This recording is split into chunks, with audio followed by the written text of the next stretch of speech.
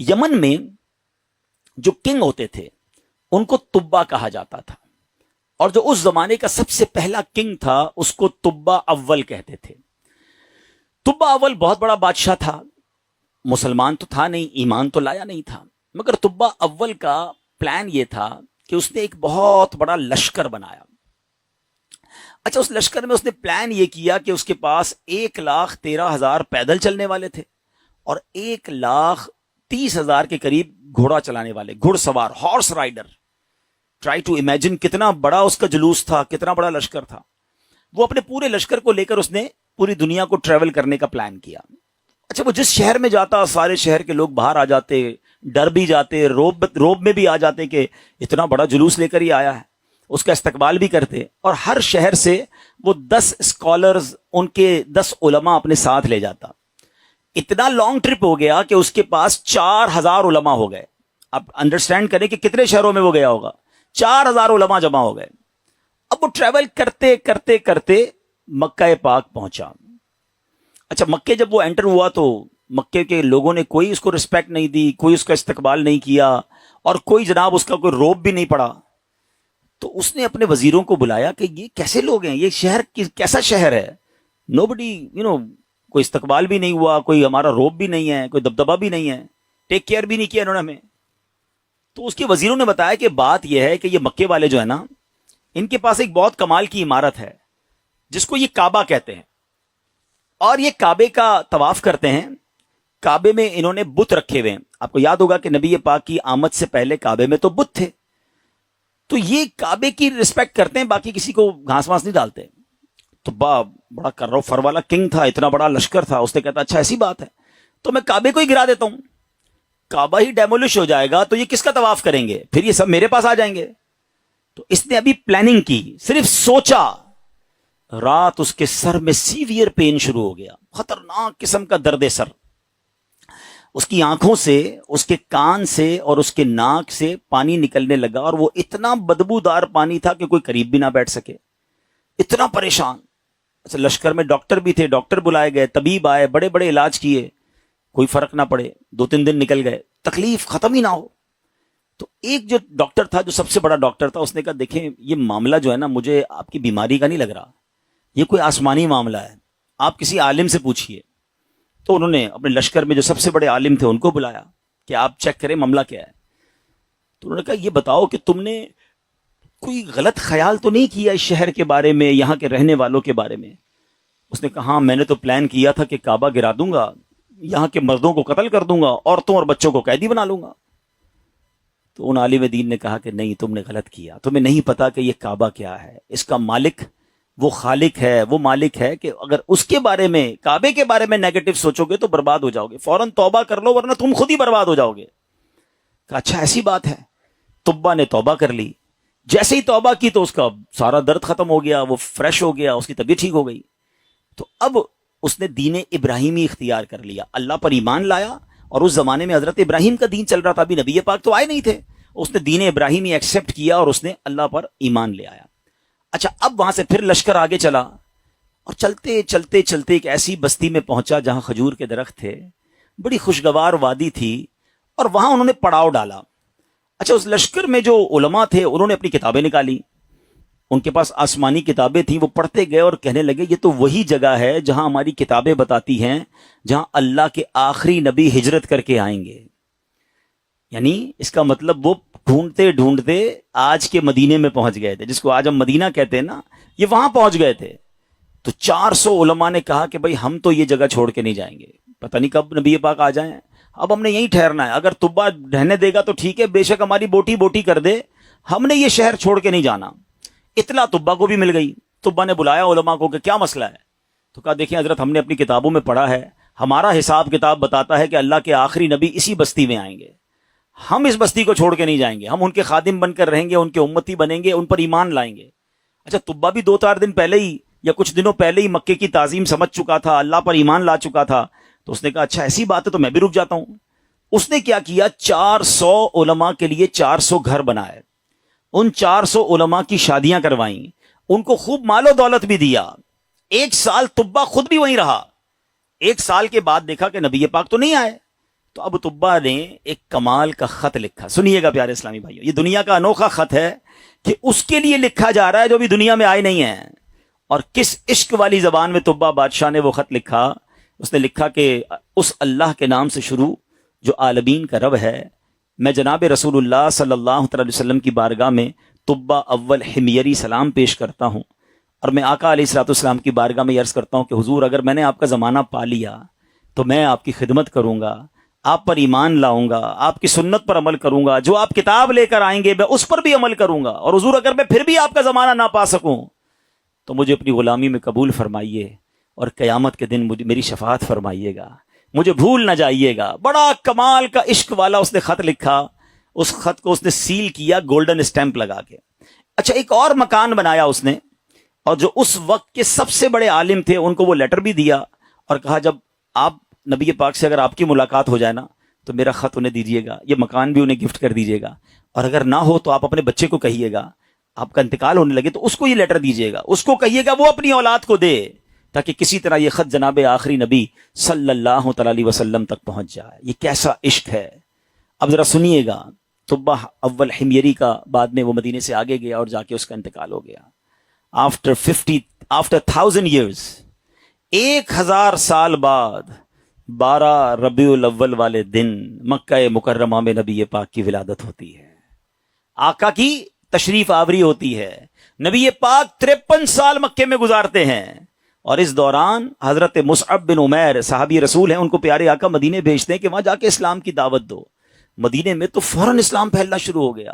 علماء کہتے ہیں جو اتنی تیزی سے اسلام مدینے میں پھیلا نا, اس کی بڑی وجہ یہ تھی جو یہ انصار صحابہ تھے نا. مدینے والوں کو کیا کہتے ہیں؟ انصار. مکے والوں کو کیا کہتے ہیں؟ مہاجرین. تو جو انصار تھے نا, یہ سارے انہی 400 علماء کی اولاد میں سے تھے. they were waiting from last 1000 years for رسول پاک علیہ الصلوۃ والسلام. یہ تو 1000 سال سے انتظار کر رہے تھے. جیسے ہی حضرت مصعب بن عمیر پہنچے, دیگر مبلغین پہنچے, اللہ کے رسول کی باتیں بتائیں, اسلام کی باتیں بتائیں, دھڑا دھڑ لوگ اسلام قبول کرنے لگ گئے. اچھا, اب قبیلے کے لوگ بیٹھے کہ آخری نبی تو آ گئے ہیں مکے میں, ہمارے پاس ایک لیٹر ہے, اب وہ پہنچانا ہے انہیں. انہوں نے مشورہ کر کے, ایک صحابی تھے ان کا نام تھا حضرت ابو لیلہ انصاری رحمت رضی اللہ تعالیٰ, ان کو کہا کہ آپ جائیے, جا کے مکے میں نبی پاک کو یہ خط دے کر آئیے. ان صحابی نے ٹریول کیا. جب وہ ٹریول کر کے جانے لگے تو ان کو کسی نے بتایا کہ نبی پاک مکے سے پہلے ایک وادی میں بیٹھے, صحابہ کرام کے ساتھ جلوہ فرما ہے. اچھا, انہوں نے نبی پاک کو نہیں دیکھا, نبی پاک نے انہیں نہیں دیکھا. سوشل میڈیا کا زمانہ تو تھا نہیں نا کہ کسی طریقے سے دیکھ لیتے. اچھا, یہ گئے اس دربار میں, جیسے ہی داخل ہوئے کمرے میں, نبی پاک صحابہ کے ساتھ بیٹھے ہیں, وہ کمرے میں داخل ہوئے, پیارے آقا فرماتے انتا ابو لیلہ, تم ابو لیلہ ہو. وہ شاکڈ ہو گئے کہ میرا نام کیسے ان کو پتا چل گیا. کہ جی یا رسول اللہ, میرا نام ہی ابو لیلہ ہے. فرمایا تمہارے پاس میری ایک امانت ہوگی, مجھے وہ خط دے دو. ایک بار اور حیران ہو گئے کہ رسول اللہ صلی اللہ علیہ وسلم کو نے بتایا نہیں, پہلے ہی ان کو پتا ہے. نبی پاک نے وہ خط لیا, سیدنا ابو بکر صدیق کو وہ خط دیا اور کہا ابو بکر پڑھو. اب بھرے دربار میں وہ عشق والا خط پڑھا گیا.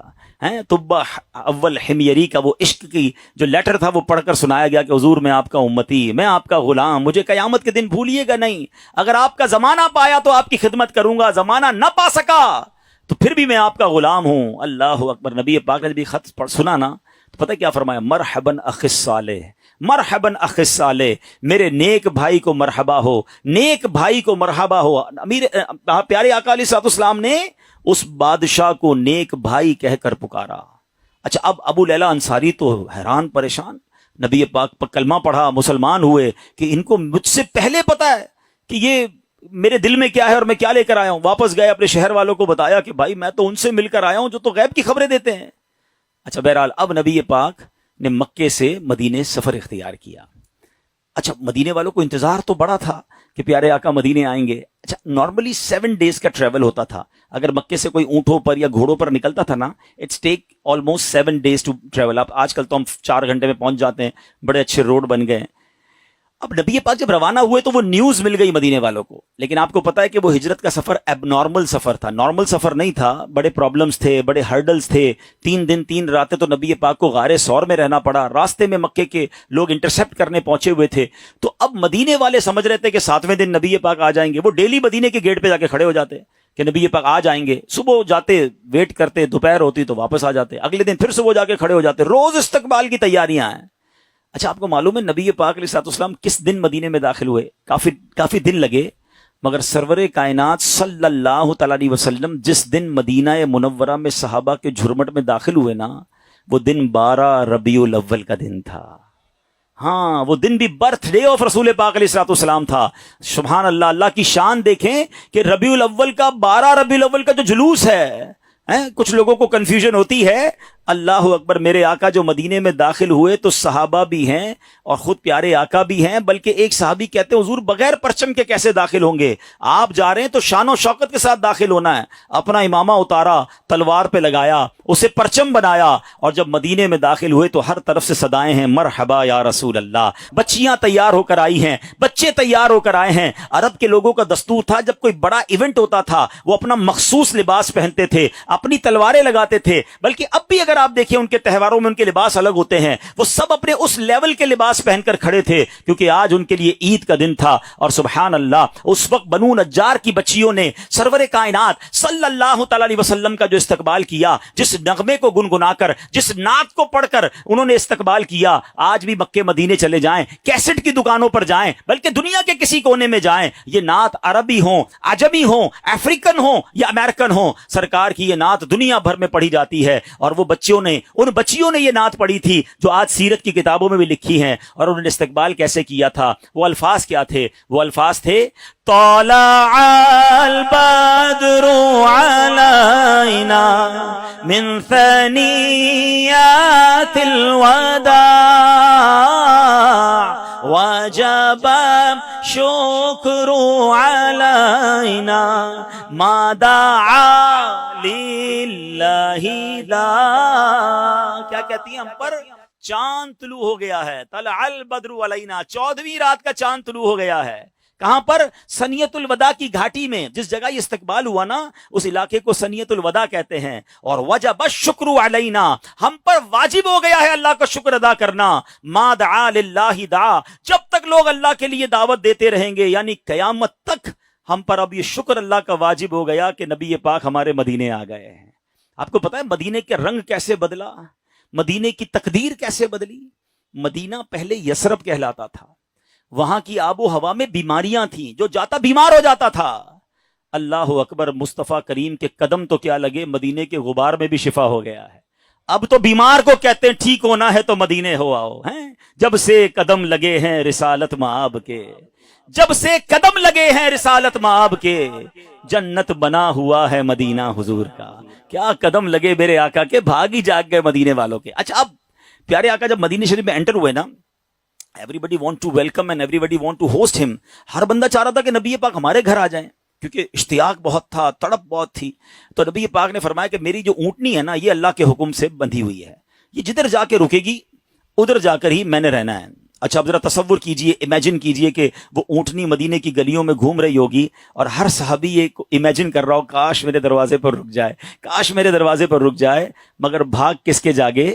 سیدنا ابو ایوب انصاری رضی اللہ تعالیٰ عنہ، کہ وہ اونٹنی جو ہے ان کے دروازے پر جا کے رکی۔ اچھا اب ایک اور امیزنگ بات شاید بہت ساروں کو پہلی بار پتا چلے گی، حضرت ابو ایوب انصاری رضی اللہ تعالیٰ عنہ کا ایک لقب ہے، ہم سب کہتے ہیں میزبان رسول، ٹھیک ہے نا؟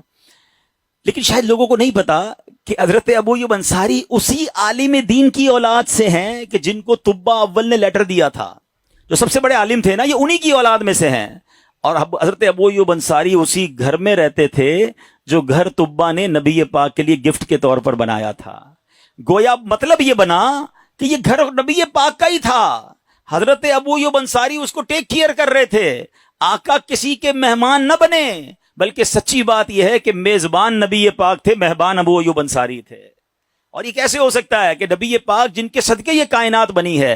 امام عشق و محبت اعلیٰ حضرت بڑا کمال کا شعر لکھتے ہیں، آپ فرماتے حضور یہ کائنات جب آپ کے لیے بنی ہے، آپ کی وجہ سے بنی ہے، تو پھر سارا زمانہ تو اس میں مہمان ہوا نا، اصل میزبان تو آپ ہیں۔ آپ کہتے ہیں آسماں خان زمین خان زمانہ مہمان، آسماں خان زمین خان زمانہ مہمان، صاحب خان نالا کب کس کا ہے تیرا تیرا صاحب خواہ نالا کب کس کا ہے تیرا. اب یہ عشق والی داستان سیکھنے کو کیا مل رہا ہے کہ یہ شان ہے میرے مصطفیٰ کی کہ دنیا میں آئے نہیں ہیں مگر چاہنے والے موجود ہیں, دیوانے موجود ہیں, سرکار پر سب کچھ نچھاور کرنے والے موجود ہیں. جبھی تو شاعر کہتے ہیں ایک میں ہی نہیں ان پر قربان